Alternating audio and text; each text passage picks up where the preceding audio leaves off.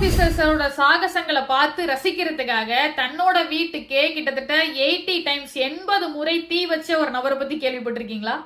ஒரே ஒரு மீனை 15 கோடி ரூபாய்க்கு வித்திருக்காங்க.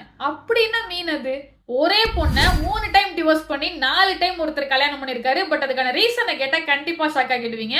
சோ இந்த 3 இன்ஃபர்மேஷனை பத்தி தான் இன்னைக்கு நான் பேச போறேன். ஹாய், ஹலோ, வணக்கம் and welcome back to my common talk channel. இந்த 3 இன்ஃபர்மேஷனுமே கண்டிப்பா இன்ட்ரெஸ்டிங்கா இருக்கும். வீடியோ ஃபுல்லா பாருங்க, ஆடியோ கிளியரா கேளுங்க. And one more thing, I am Subhadra Kumaraiyan as Subha.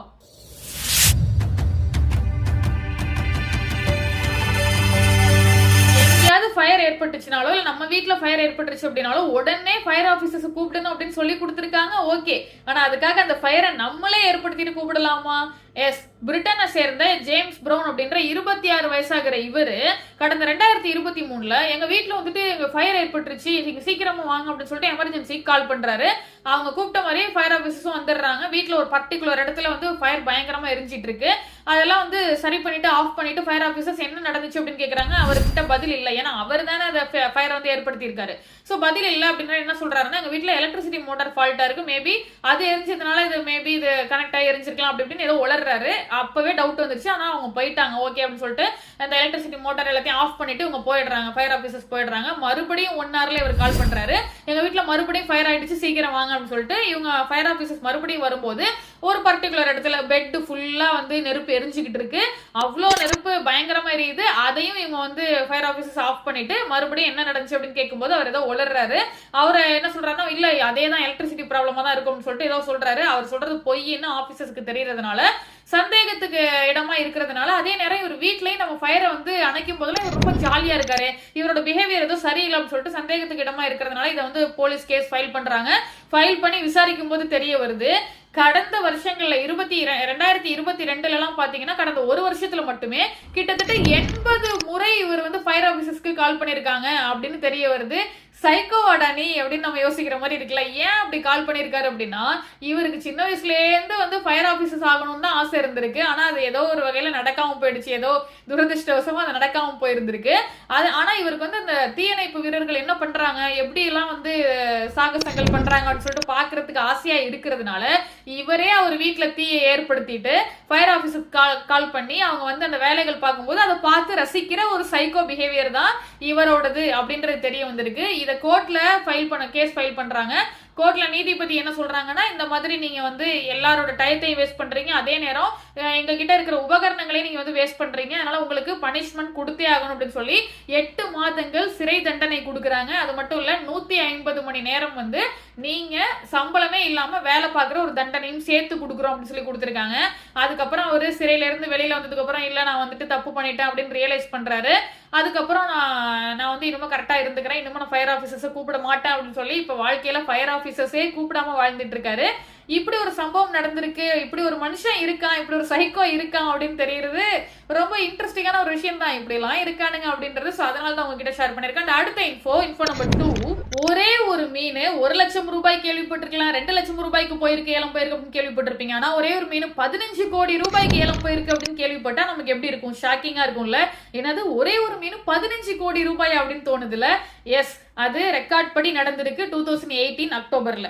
கோயி அப்படின்ற மீன் தான் அது. இந்த மீன் ரெட் அண்ட் ஒயிட் கலர்ல இருக்கும். இதோட ஸ்ட்ரக்சர் ரொம்பவே அழகா இருக்கும். இது ரொம்ப ஸ்ட்ராங் ஆனது. எல்லா விஷயத்திலும் மீண்டு வரக்கூடிய தன்மை கொண்டது, மற்ற உயிரினங்களை வசீகரிக்கக்கூடிய தன்மை கொண்டது. அதே நேரம் இது கிடைக்கிறது ரொம்ப ரொம்ப ரொம்ப ரொம்ப ரேர், ரொம்ப ரேரா தான் கிடைக்கும் அப்படின்றதுனாலையும் இதோட பிரைஸ் இந்த அளவுக்கு ஏறிட்டு போயிட்டு இருக்கு. இதை வித்தவங்க யாரு அப்படின்னு பார்த்தா, ஹிரோஷிமால இருக்கக்கூடிய சகாய் மீன் வளர்ப்பு பண்ணையில இருக்கிற கென்டாரோ சகாய் தான் இதை வித்திருக்காரு 15 கோடி ரூபாய்க்கு. இங் சங் அப்படின்ற ஒருத்தர் இந்த கோய் மீன் சேகரிக்கிறதுல ரொம்பவே ஆர்வம் கொண்டவர். அவர் தான் 15 கோடி ரூபாய் கொடுத்து வாங்கியிருக்காரு. சோ இந்த மீன் இப்போ இவ்வளவு ரேட் சொல்றதுக்கான ரீசன் என்னன்னா, இந்த மீன் ஒரே டைம்ல 1 லட்சம் முட்டைகளை இடக்கூடியது. ஏன்னா ஒரே ஒரு மீன் 15 கோடி அப்படின்னா அப்ப அது 1 லட்சம் முட்டை இட்டுச்சுன்னா அப்ப ஃபியூச்சர்ல அதை வாங்குறவங்களோட பினான்ஸ் வந்து எப்படி இருக்கும்னு நீங்களே கெஸ் பண்ணிக்க முடியுது இல்ல. சோ ஒரே நேரத்துல 1 லட்சம் முட்டைகளை இடக்கூடியது அப்படின்றதுனாலையும் இந்த மாதிரி நிறைய காரணங்களாலே இவ்வளவு கோடி ரூபாய் கொடுத்து இத இங் சங் வாங்கியிருக்காரு. ஸோ இப்படி ஒரு இன்ஃபர்மேஷன் வந்து ரொம்பவே ஆச்சரியமா இருந்துச்சு. அதை தான் உங்ககிட்ட ஷேர் பண்ணியிருக்கேன். அண்ட் அடுத்த இன்ஃபர்மேஷன், இன்ஃபோ நம்பர் 3.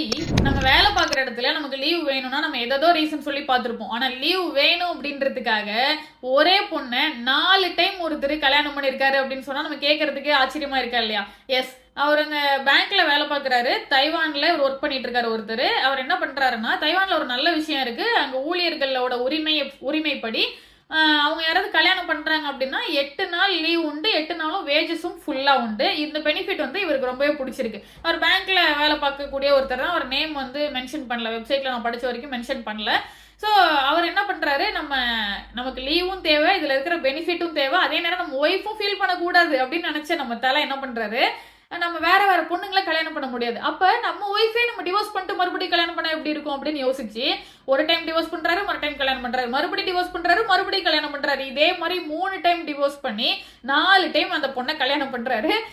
இதை பத்தி ஆபீஸ்க்கு பேங்க்ல தெரியல. ஸோ அவங்களும் லீவ் கொடுத்துட்டே இருக்காங்க. அவரோட வாழ்க்கையாச்சு, அவர் சாய்ஸ் ஆச்சு, அவர் யாரை கல்யாணம் பண்ணா என்ன அப்படின்னு சொல்லிட்டு நம்ம அதெல்லாம் தலையிட முடியாதுன்னு சொல்லிட்டு அவங்க நினைச்சிட்டு இருக்காங்க அவர் வேற பொண்ணை கல்யாணம் பண்ணிருக்காரு அப்படின்ட்டு. ஆனா போக போக தெரியுது, 4வது டைம் லீவ் கேட்கும் போது தான் தெரியுது அவர் ஒரே பொண்ணை தான் இத்தனை டைம் கல்யாணம் பண்ணிருக்காரு. அதே நேரம் இவர் வந்து இந்த பெனிஃபிட் இருக்கிறதுனால, அதாவது லீவும் கிடைக்குது, சம்பளமும் கிடைக்குதுன்ற இந்த பெனிஃபிட் இருக்கிறதுனால தான் அவர் இப்படி பண்றாருன்னு தெரிய வருது.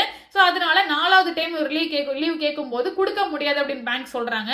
இதை எதிர்த்து இவர் கோர்ட்ல கேஸ் போடுறாரு. நான் எனக்கு கல்யாணம்னு சொல்றேன், இவனுக்கு லீவ் தர முடியாதுன்னு சொல்றாங்க அப்படின்னு சொல்லி இவர் கேஸ் போடுறாரு. போய் பார்த்தா பேங்க்குக்கு எதிராக தான் தீர்ப்பு வருது. என்னன்னா, என்ன உரிமையாளர் ஊழியர்கள் உரிமைப்படி நீங்க லீவ் கொடுத்துருக்கணும். அவர் யாரை கல்யாணம் பண்ணா உங்களுக்கு என்ன, யாரை எத்தனை டைம் கல்யாணம் பண்ணா உங்களுக்கு என்ன, நீங்க லீவ் கொடுக்க வேண்டியது உங்களோட கடமை அப்படின்னு சொல்லிட்டு கோர்ட் சொல்றாங்க. அதே நேரம் 50,000 ரூபாய் பேங்க்குக்கு ஃபைனும் கட்ட சொல்லிடுறாங்க. என்னடா இது கொடுமையா இருக்கு அப்படின்னு நினைச்ச பேங்க் என்ன பண்றாங்க, மறுபடியும் இந்த கேஸை வந்து இன்னொரு கோர்ட்ல போடுறாங்க. அதை நாங்க வந்து இதை ஏத்துக்க முடியாதுன்னு சொல்றாங்க. ஆனா அந்த கோர்ட் என்ன பண்றாங்க, இல்ல நீங்க ஏத்துக்கிட்டு தான் ஆகணும், இதுதான் ரூலு. ஸோ ஊழியர்கள் உரிமைப்படி நீங்க அவங்க யாரை கல்யாணம் பண்றாங்க, எத்தனை டைம் கல்யாணம் பண்றாங்கன்றதெல்லாம் கணக்கு இல்லை, கல்யாணம்னு பண்ணாலே லீவ் கொடுக்கணும், அதுதான் கணக்கு அப்படின்னு சொல்லிட்டு முடிச்சிடுறாங்க.